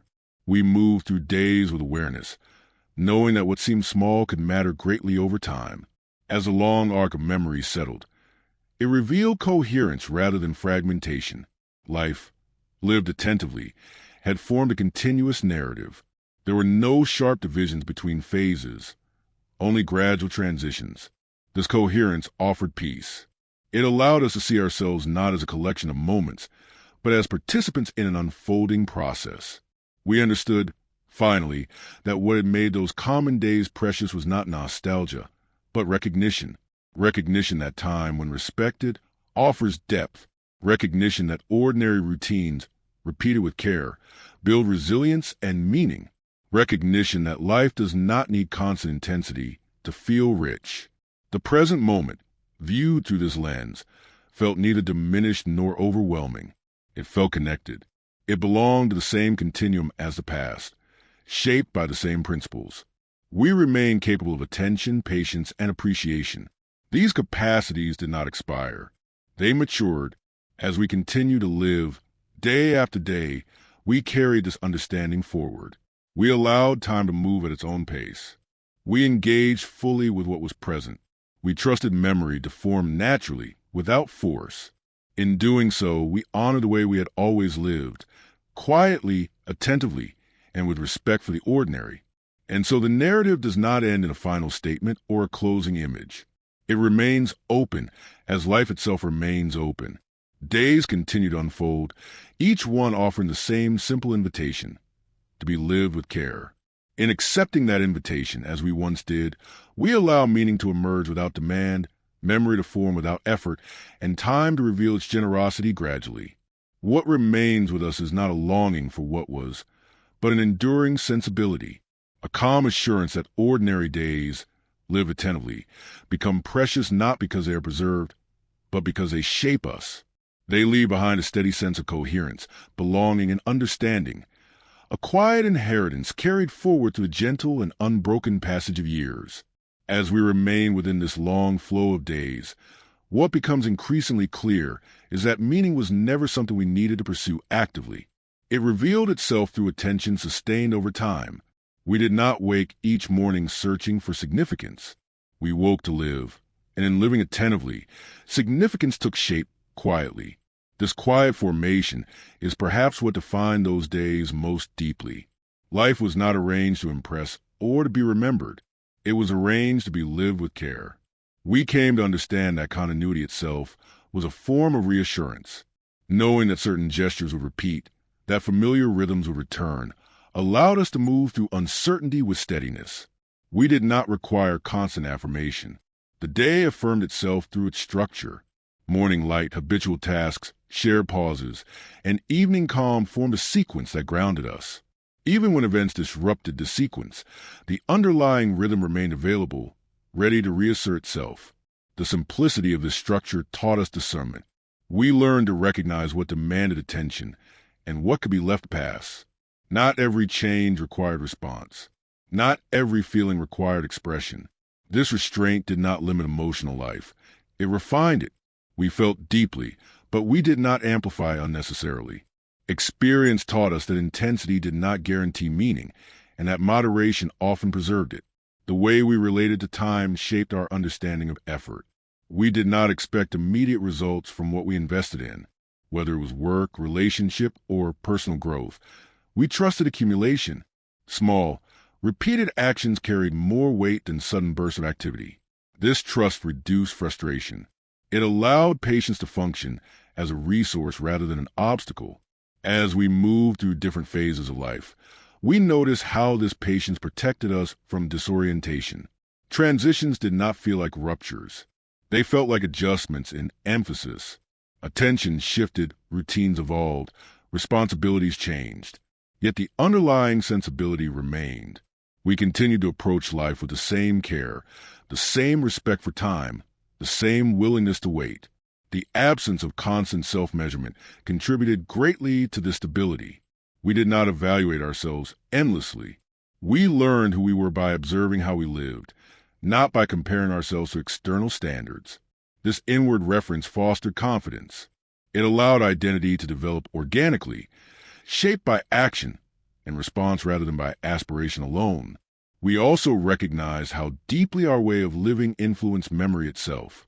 Because life unfolded at a pace that allowed absorption, experiences settled more completely. Memory did not need to struggle to preserve them. They remained accessible, not as detailed records, but as atmospheres and understandings. We remembered how it felt to belong, to contribute, to rest. These feelings carried forward, informing present experience without effort. As the years advanced, we became increasingly comfortable with ambiguity. Not everything required resolution. Some questions remained open, some paths incomplete. This incompleteness did not disturb us. It felt appropriate. Life was not meant to be finished neatly. It was meant to be inhabited fully.